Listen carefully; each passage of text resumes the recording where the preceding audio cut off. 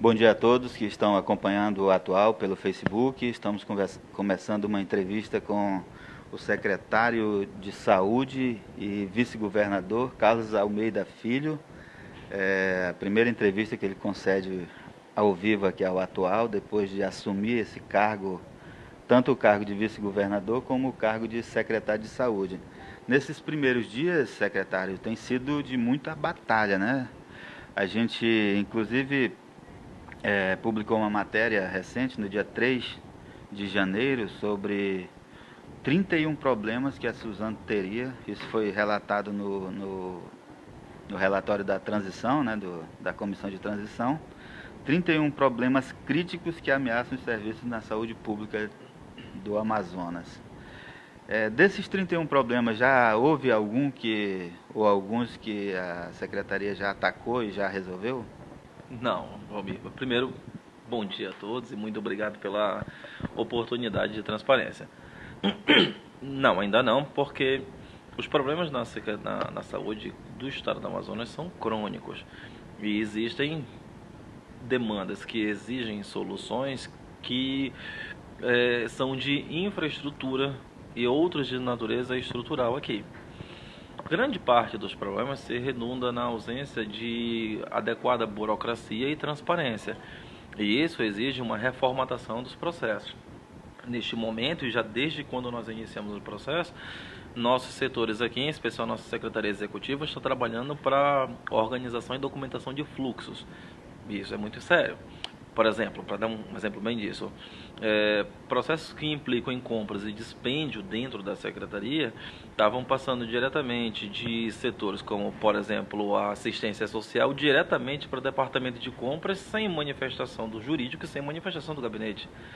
E isso é completamente equivocado. Então, nós estamos alterando esses procedimentos. A secretaria, em várias situações, estava funcionando para demandas ligadas a assistencialismo. Isso é com a Secretaria de Saúde, não é uma secretaria para tratamento assistencial. Então, todas as políticas de fornecimento de equipamentos ou medidas de amparo ao paciente devem estar ligadas à política pública de saúde. Então, fornecimento de medicamentos que aconteciam aqui na sede estão incorretos e devem ser levados à própria central de medicamentos e dentro da compatibilização pública daquilo que já é referenciado com os sistemas tanto estaduais quanto nacionais de saúde. Isso é uma situação que demonstra bem quais são os problemas que nós encontramos. O mais crítico de todos é desabastecimento, gerado por todos os problemas que nós já informamos à imprensa e dentre as quais a própria ausência de planejamento. Nossa reunião que tivemos, inclusive ainda agora, com os diretores de fundações mostra isso. Então nós precisamos melhorar esse fluxo de recebimento para que nós possamos manter um fluxo adequado de abastecimento da central, coisa que não vamos demorar semanas ou meses para organizar. Dentre os problemas, eu vi aqui o item 10, 1.500 serviços, dos mais de 1.500 serviços terceirizados prestados à Suzano, menos de 500 possuem contratos. Então, é meio absurda essa situação, não é? Mas isso é fato. A nossa diretora do Fundo Estadual de Saúde identificou, por exemplo, que dos débitos que existem do ano passado, algo em torno de 600 milhões de reais, nós temos 37% desses débitos decorrentes de pagamentos indenizatórios. E isso, assim, dá bem o tom de como é que tem funcionado. Pagamento indenizatório é aquele decorrente de um processo que foi contratado sem licitação. Isso é ilegal. Então, existem diversos procedimentos feitos em caráter de urgência, porque toda a rede não funciona de forma harmônica. Um exemplo de como é que isso pode acontecer, numa sexta-feira, por exemplo, pela noite, determinada unidade, por algum motivo que nós não podemos identificar, teve desabastecimento, por exemplo, de soro, que foi o problema que destacamos alguma semana passada. Não se dá para de noite fazer deflagração de processo para aquisição de soro através de licitação. Então as unidades têm tomado a medida de aquisição direta com fornecedores específicos. Isso é extremamente crítico. E a Secretaria não é informada desses procedimentos para que haja regularização. Então, vários problemas em cadeia têm gerado isso, mas assim, situações pontuais como essa são até compreensíveis por conta de uma questão lógica. O que não se dá para admitir são serviços prestados de forma contínua de natureza indenizatória. Nossa obrigação é fazer a cessação de todos os pagamentos indenizatórios e a CGE já está nos ajudando nesse procedimento. E alguma empresa que está cobrando aqui esses pagamentos corre o risco de não receber por não conseguir comprovar que prestou o serviço? Bom, eu posso falar o seguinte, é um compromisso da nossa gestão fazer com que os pagamentos mensais de agora em janeiro em diante sejam pagos à integralidade. Mas isso precisa ser observado conforme as disponibilidades de caixa da própria Secretaria de Fazenda. E por que eu preciso comunicar isso? Porque nós já recebemos um Estado, além de déficit orçamentário, com dívidas gigantescas. Nós tínhamos anunciado na transição, e está dentro dos 31 itens, a existência de um débito de 600 milhões de reais na saúde. Esse débito é bem maior. Esse débito é na ordem de quase 1 bilhão de reais. E contemplam despesas que remontam a 2017, em sua grande maioria, gigantesco se encontra em 2018, mas existem débitos ainda muito antigos. O que nos tem preocupado são as despesas de trato sucessivo. Então, nós temos encontrado, por exemplo, fornecedores de mão de obra terceirizada dentro de diversos hospitais que estão há 4 meses sem receber. Isso é absurdo. Nossa obrigação é fazer os pagamentos correntes de janeiro para que nós possamos, com a disponibilidade de caixa, poder negociar o retroativo. Uma coisa nós podemos ter de compromisso e estamos aguardando a sinalização mais concreta da Secretaria de Fazenda, são os pagamentos mensais. Mas o Estado não vai virar a costa a sua obrigação de observar os débitos passados, só que eles não podem ser pagos sem, como a legislação exige, sejam feitas auditoria. Então, por exemplo, aqueles débitos gerados por licitações ou atas contratualizados com o Estado, obviamente já passaram pelo processo adequado de certificação, vão ter uma nova análise, mas serão observados seus pagamentos. O grande problema são aqueles débitos gerados sem contratos. A Procuradoria-Geral do Estado já tem pareceres no sentido de reconhecimento de dívidas nesse caso, mas nós não podemos admitir pagamentos por serviços não prestados ou pagamentos superfaturados.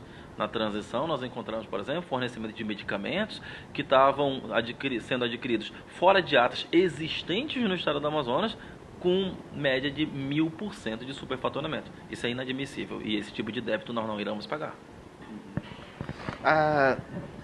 Fugindo dessa parte mais burocrática de pagamento de empresas, a gente tem aqui como um dos problemas também uma fila de 91 mil pessoas para realização de exames, 92 mil para realização de consultas especializadas. A gente ouvia dizer que com o CISREG o problema de fila acabaria, né? Não acabou. Bom, a questão é muito maior do que o CISREG, bem maior, e é minha obrigação compreender como é que funciona esse sistema, e a palavra mais apropriada é essa mesma.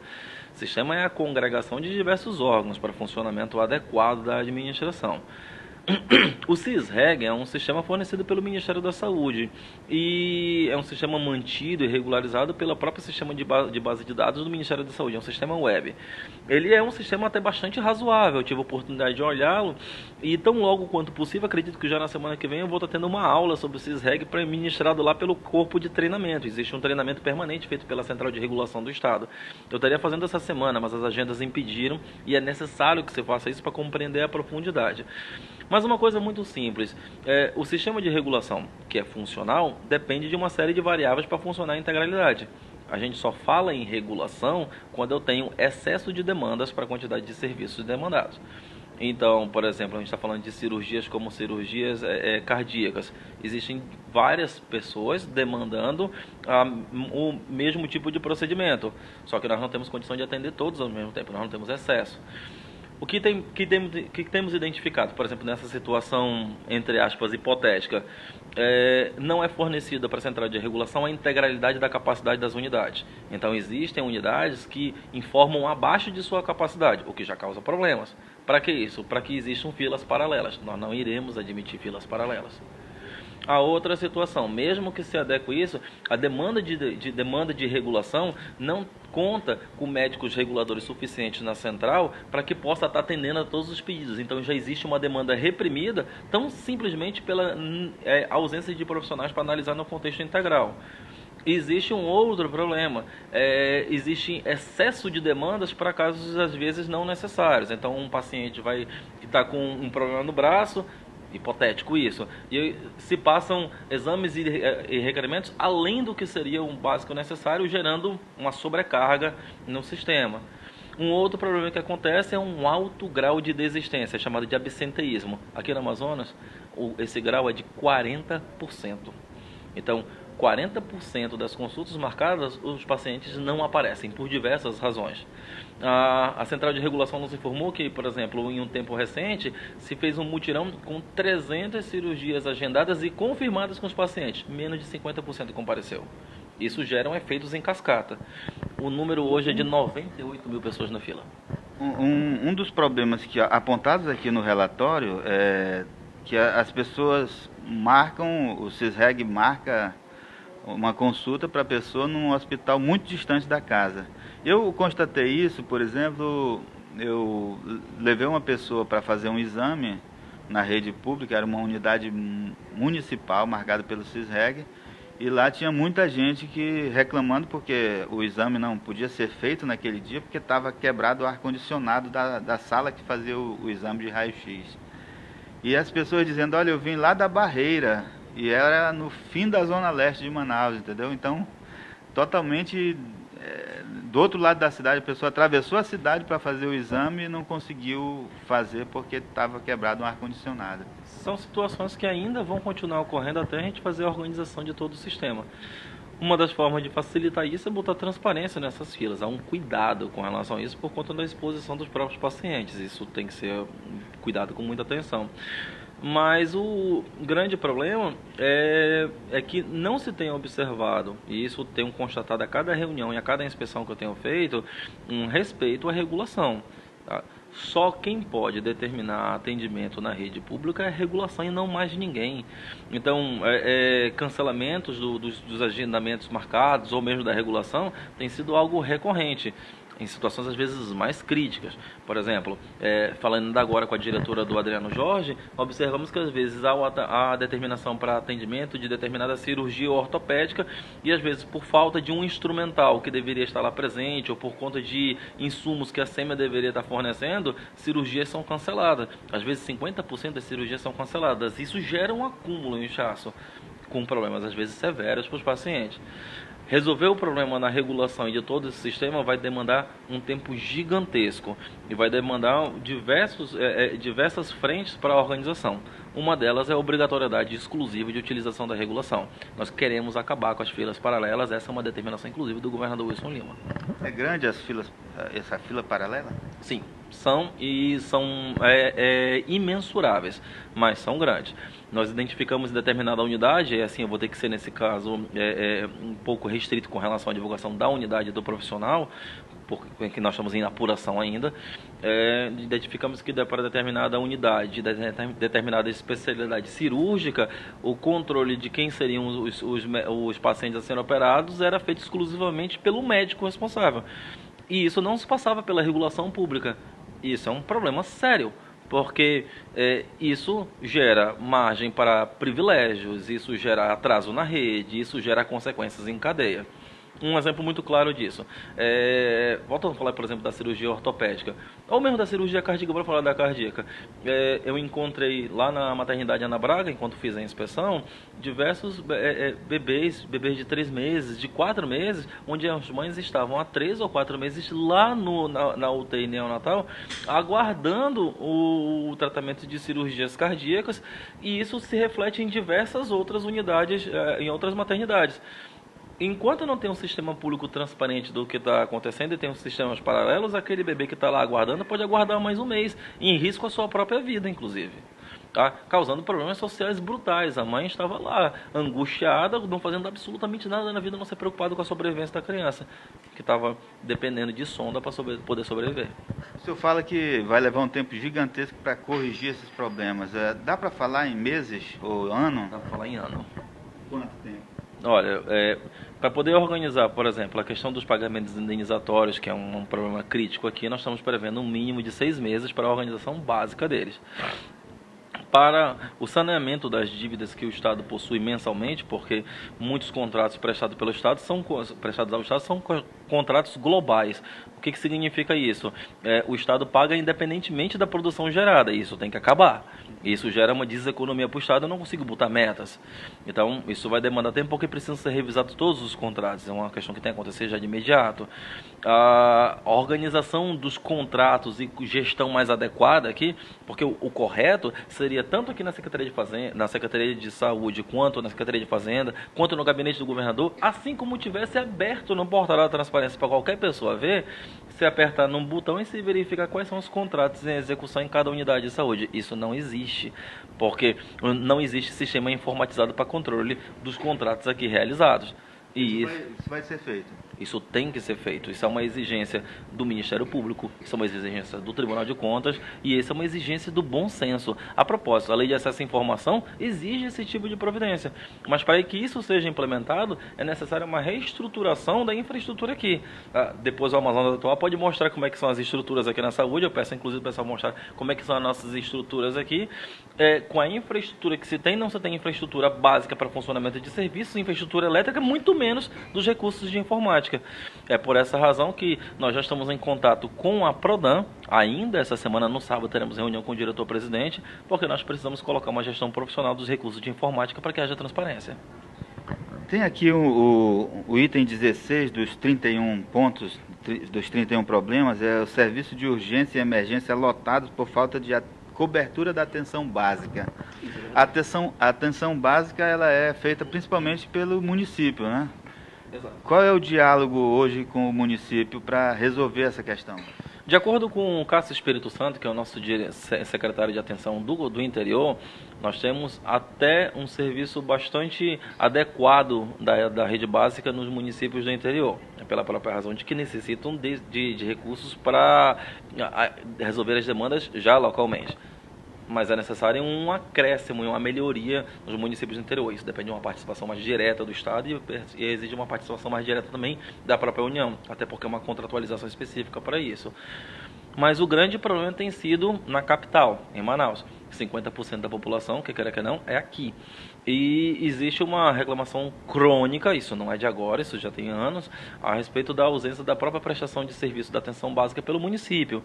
E isso pode ser, sim, ajeitado. Na semana passada, houve já uma reunião do prefeito Arthur Neto com o governador Wilson Lima, eu estava presente na reunião, e uma das pautas que tivemos foi de uma interação mais forte entre a Suzan e a Sensa. O prefeito atendeu prontamente a nossa demanda, entrou em contato com o secretário Marcelo Magaldi e já tivemos uma reunião já essa semana com o secretário, onde nós vamos estreitar diversas pautas para ampliar a atuação da atenção, para ampliar a atenção básica na saúde, permitindo com que o Estado assuma suas responsabilidades e o município também. Isso será gradual. E sim, isso sim gera problemas. Eu tenho dado de exemplos, por exemplo, a situação do tratamento da doença renal crônica, que acaba transbordando no Estado por conta de uma deficiência no atendimento na rede básica. Ou outra situação, muitos hospitais, às vezes os prontos-socorros, são utilizados como unidades básicas de saúde, porque é uma compreensão muito clara da população do atendimento centralizado. Então, diversos procuram a rede estadual, quando na verdade deveriam estar procurando a rede municipal. Isso é um processo que precisa ser organizado, inclusive com informação. A gente podia dar um exemplo, por exemplo, quando é que o paciente deve procurar a rede municipal, atenção básica, e não um pronto-socorro? Por exemplo, casos de pressão alta. A atenção para isso inicialmente é da rede municipal. Então, se o tratamento, por exemplo, para pressão alta é feito e deve ser feito pela rede municipal, eu consigo evitar diversos problemas, como, por exemplo, o agravamento dessa doença. Por exemplo, se não se trata pressão alta ou diabetes, que isso é para ser feito na rede municipal, o agravamento dessas doenças leva a problemas renais, a doença renal crônica que exige hemodiálise. E isso tem sido um problema enorme. Precisamos reforçar esse atendimento para que nós não tenhamos este encarecimento do tratamento e um problema mais sério na saúde do paciente. Tem aqui também um item que é mais de 90% dos contratos com equipes terceirizadas sem cumprimento de metas e sem indicadores de qualidade. Eu acabei de falar. Pois é. Os contratos são prestados de forma global. Exatamente. A minha pergunta é o seguinte, o senhor é um defensor dos contratos de empresas terceirizadas para prestação de serviço, que seria o principal serviço a principal prestação de serviço da Suzan, com um atendimento médico e de enfermagem? Bom, a preocupação hoje no sistema público de saúde é fazer com que a máquina não pare. Então, estamos aí com 15 dias de governo, 15 dias de Suzano, a quantidade de problemas é brutal. Não se dá para poder fazer uma volta em 180 graus e esperar que isso não gere convulsões no sistema. Uma opção antiga do estado do Amazonas tem sido a terceirização integral de quase todos os serviços, inclusive serviços essenciais, que tem gerado polêmicas, inclusive polêmicas que transbordaram em processos judiciais criminais. Olha o exemplo, por exemplo, da MPF. O sistema que tem hoje é esse e exige uma compreensão dessa sua lógica e exige, inclusive, uma mudança para que haja um controle do próprio Estado. Eu entendo, como diz no popular, que a gente não deve botar todos os ovos numa única cesta. Então, a gestão adequada do sistema de saúde exigiria com que houvesse um modelo tanto terceirizado quanto de prestação direta, para que eu pudesse ter salvaguarda. Olha, por exemplo, nós tivemos notícia hoje de que em determinada unidade de saúde, o serviço terceirizado estaria parando por falta de pagamento. Então, isso é um problema nosso, do Estado, mas a paralisação de serviços gera problemas para os pacientes. Se houvesse retaguarda de serviços que são da administração direta, você consegue compensar isso. Hoje o Estado não possui. Então, é necessário que haja essa retaguarda, para que você possa ter serviços que possam ser prestados tanto pelo Estado quanto não pelo Estado. Esse modelo existe em outras unidades da Federação. Em São Paulo, por exemplo, existe um modelo de OS que tem funcionado e tem dado cobertura a um sistema ou outro. Eu sou defensor público. Eu compreendo que os serviços que são nucleares ao Estado sejam prestados pelo próprio Estado. O grande problema é a realidade que o Estado do Amazonas possui hoje, com um gasto de pessoal já ultrapassando o limite de alerta, que é onde nós nos encontramos. O aumento nas demandas da saúde pública gera também uma impossibilidade de atuação do próprio Estado, e com as suas próprias obrigações. Qual é o grande problema que você tem, por exemplo, esse ano? A exigência de implementação de datas bases vai gerar consequências que vão inviabilizar não a Suzano, mas todos os demais setores. Mas eu não posso deixar de pugnar pela coerência. Eu entendo, sim, que a administração deve prestar os serviços nucleares diretos e aqueles que podem ser terceirizados, em especial os serviços auxiliares de apoio, podem ser terceirizados, porque temos, inclusive, liberdade para atuação mais fluida, onde eu preciso de atuação mais dinâmica. Então, mas os serviços mais essenciais, nós precisamos do Estado presente. Mas há um grande problema, Valmir, que a gente tem que fazer estudo ao longo desses anos. Aquilo que o Estado está disposto a pagar não contempla aquilo que o mercado tem exigido. Por exemplo, uma crítica que nós temos para a gestão das unidades hospitalares. Os valores que o Estado paga são muito inferiores àquilo que o mercado paga, fazendo com que haja uma dificuldade, inclusive, da capacitação de profissionais específicos para as áreas. Mas isso não se resolve com uma mudança na legislação? Com certeza, mas o dinamismo disso e também os reflexos políticos que isso acaba gerando, às vezes não permite com que haja uma administração mais adequada. Exemplo, se nós temos uma secretaria aqui que já vai ter que administrar em torno de 2,4 ou mais bilhões de reais em despesa. Eu não posso ter um chefe de departamento que cuide desse setor recebendo R$5.000 mensais. E é isso que se paga aqui. Para o grau de responsabilidade, inclusive responsabilidades de natureza administrativa, criminal e de contas, eu preciso com que eu tenha um melhor profissional adequado para tanto. Uma proposta de correção ao aumento disso gera uma discussão política, às vezes, desnecessária ou insana, quando isso precisa ser adequadamente organizado. Agora, imagine, por exemplo, para profissionais de carreiras específicas, como, por exemplo, neurologia, ou profissionais mais específicos, como, por exemplo, para intensivistas, Os valores que o Estado tem dentro do seu cartel para pagamento, às vezes não contempla aquilo que o mercado já paga há muito tempo, o que gerou, inclusive, a fuga em massa de profissionais para a criação de cooperativas. Isso não é simples de ser pensado, isso exige uma discussão com os órgãos de controle, em especial também com os ministérios públicos. Agora, o senhor fala o Estado já está ali no limite da lei de responsabilidade fiscal, mas na área da saúde você tem os servidores da Suzano. E eu suspeito que os servidores terceirizados sejam em número maior do que os servidores da Suzano. Não sei se estou errado, é só uma suspeita minha.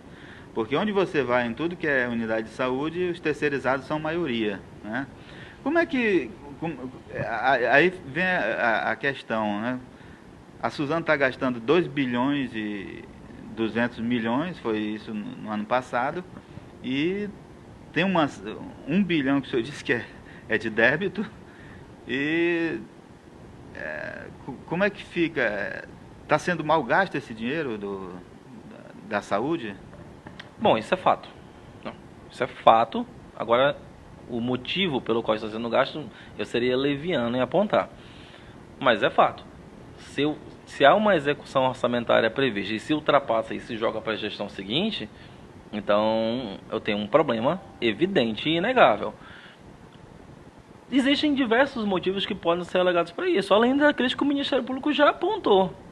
O Ministério Público foi muito contundente naquilo que estava destacando e toda a sociedade bem observou isso. Eu falo da Operação Maus Caminhos. Lógico, inclusive a segunda fase por aí é muito bem-vinda mesmo, porque nós precisamos de saneamento para identificar aquilo que nós não conseguimos ver. Inclusive estamos chamando os 4 representantes do Ministério Público para, na semana que vem, podemos ter já ajustes de protocolos e acesso a informações diretas aqui na própria Secretaria.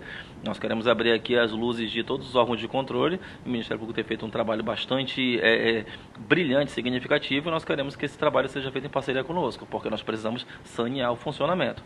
Mas, assim, um dos problemas que isso tem gerado é uma coisa muito simples.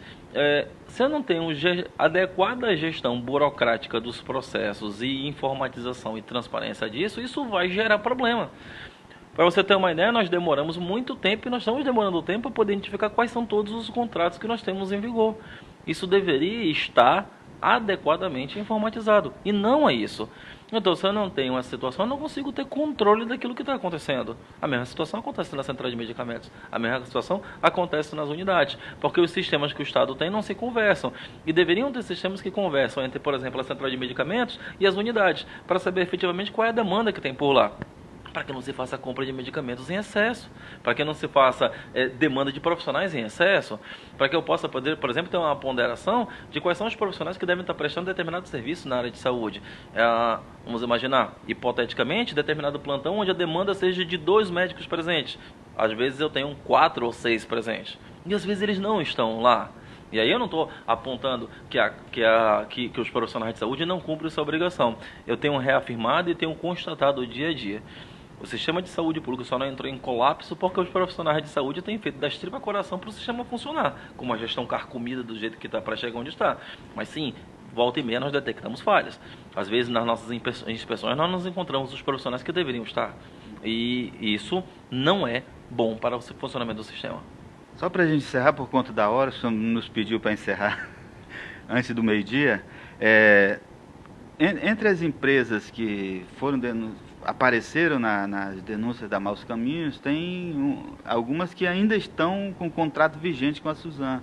É o caso da Total Saúde, por exemplo, né? Como é que fica essa situação?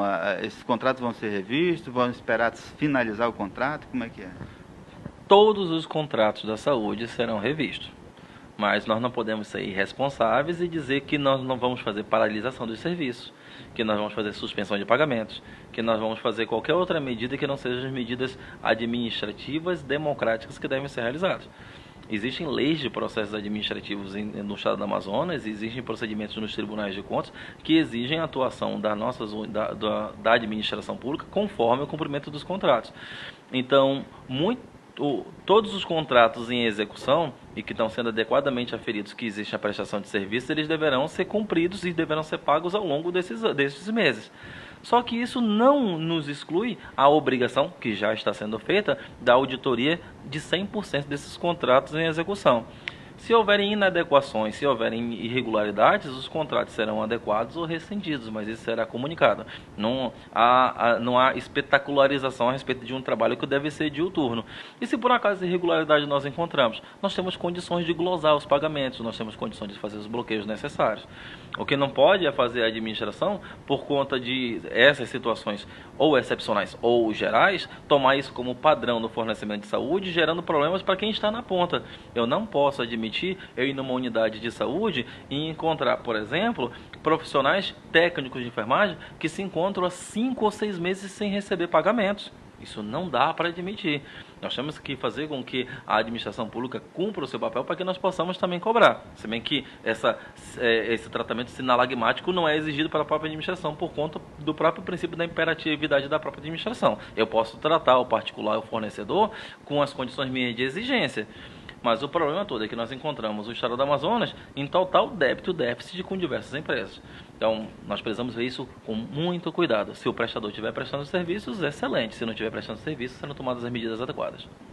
Ok, secretário. Tem uma pergunta que o Felipe me mostrou aqui e que o senhor já respondeu, que é quando vão pagar os terceirizados, né? O senhor disse que o pagamento de janeiro vai ser garantido pelo Estado e que os débitos anteriores vão ser negociados com as empresas, é isso? Exatamente. Inclusive, nós falamos isso na transição. Nós não podemos aferir exatamente qual é o montante desses pagamentos, porque a Secretaria de Fazenda está fazendo um malabarismo enorme. Não é só na Secretaria de Fazenda que existem débitos em todas as demais.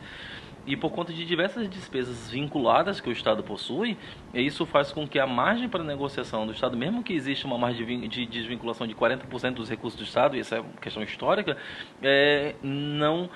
possa não ser suficiente para o cobrimento de todo o cobertor. Mas é uma prioridade do governador Wilson Lima que a saúde pública seja organizada. E isso faz com que nós tenhamos cuidado com relação às situações e nós comunicaremos o quanto antes a respeito dos nossos compromissos. Ok, muito obrigado por atender ao nosso pedido para essa entrevista. A gente agradece e agradece também as pessoas que estiveram assistindo a gente até aqui. Valmir, muito obrigado, e a todos que estão acompanhando, muito obrigado. Estamos abertos aqui a responder todos os questionamentos. E fique convidado para sempre que desejar estar aqui conosco.